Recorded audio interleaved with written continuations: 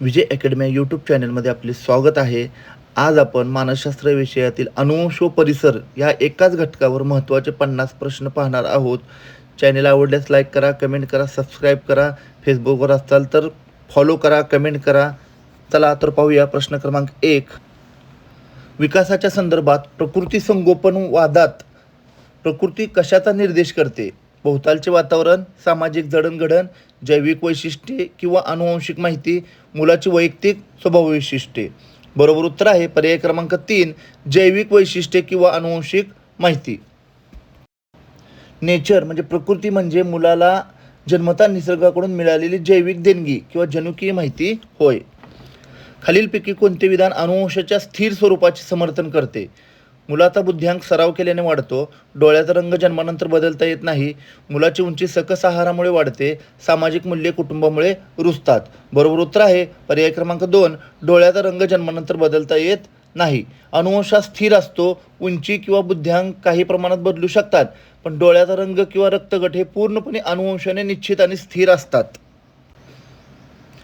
प्रत्यागमनाचा नियम कोणाशी संबंधित आहे? Francis Galton, Gregor Mendel, JB. Watson, Woodworth.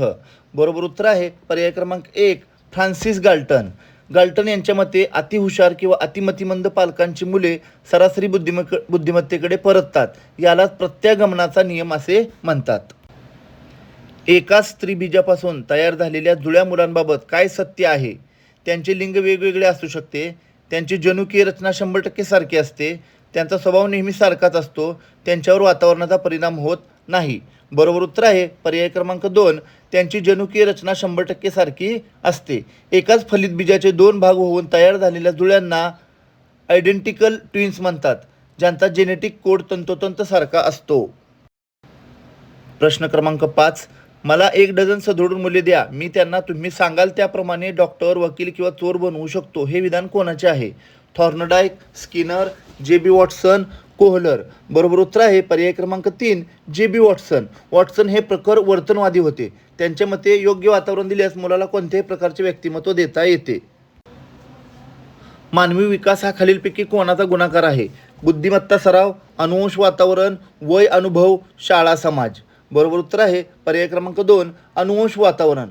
Woodworth यांच्या मते विकास ही अनुवंश आणि वातावरण यांची बेरीज नसून त्यांचा परस्पर गुणाकार किंवा आंतरक्रिया आहे. मानवी पेशीमधील गुणसूत्रांच्या 23व्या जोडीला काय म्हणतात?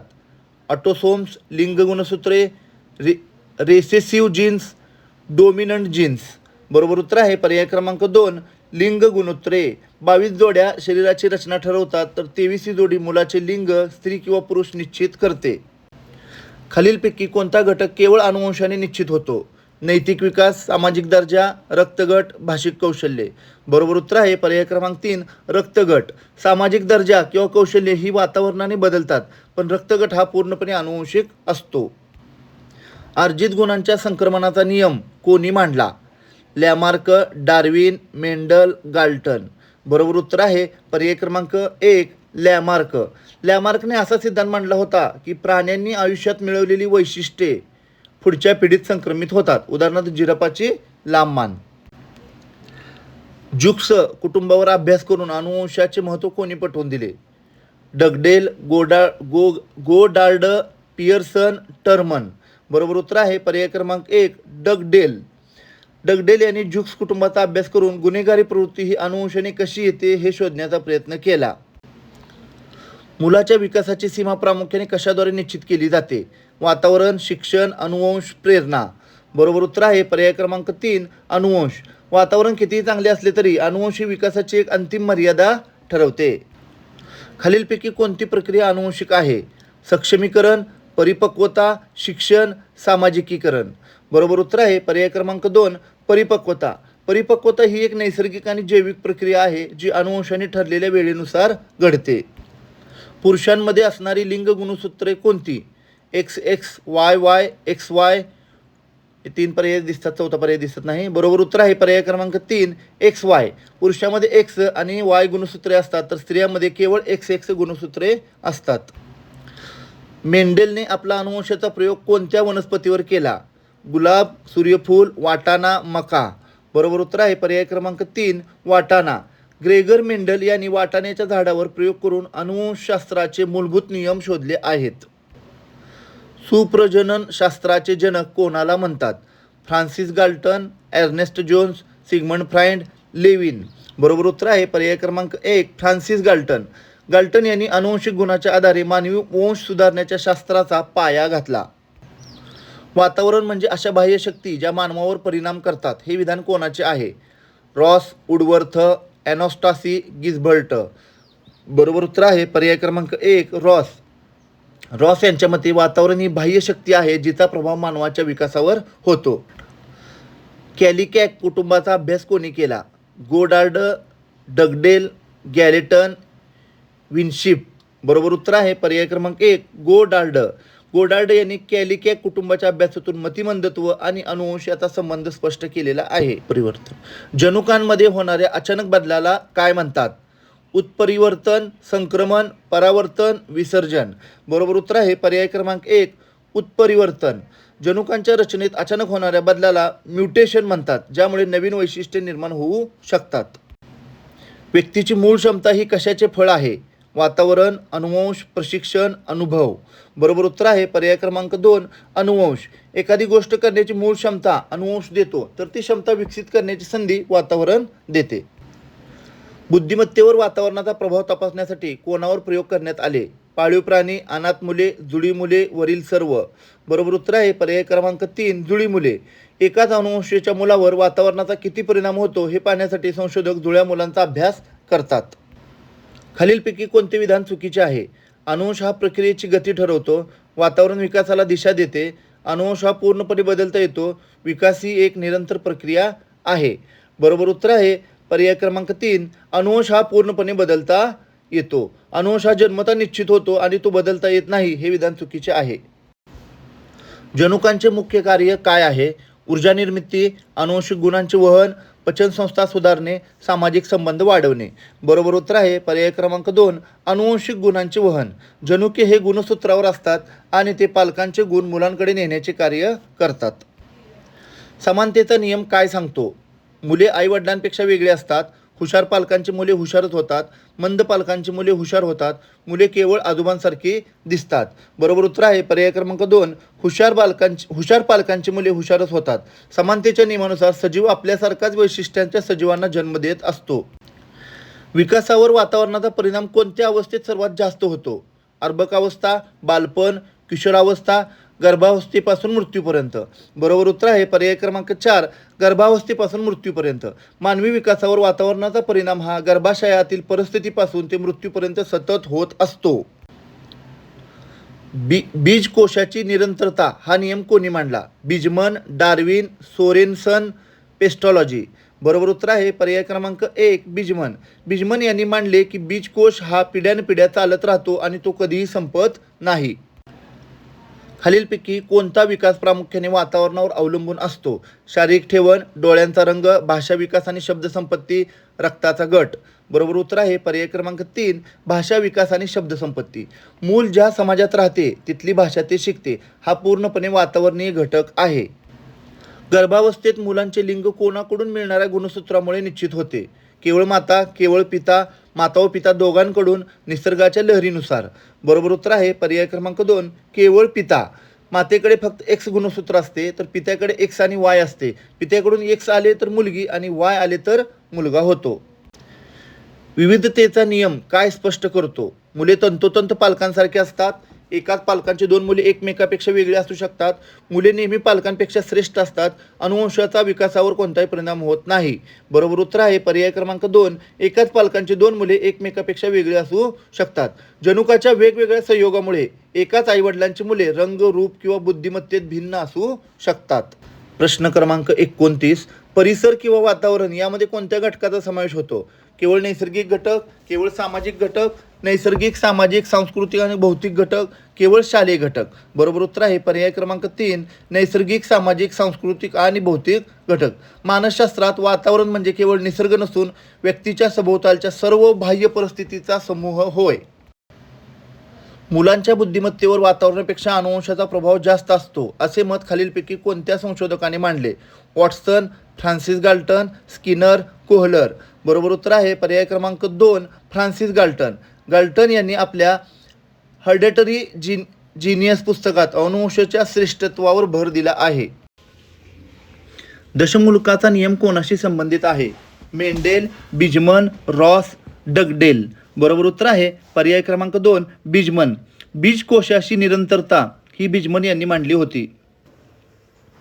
एका फॅन्सी शाळेत शिकणारे मूल आणि झोपडपट्टीत शिकणारे मूल यांच्या विकासातील फरक कशामुळे असतो? अनुवंश, वातावरण, लिंगभेद यापैकी नाही.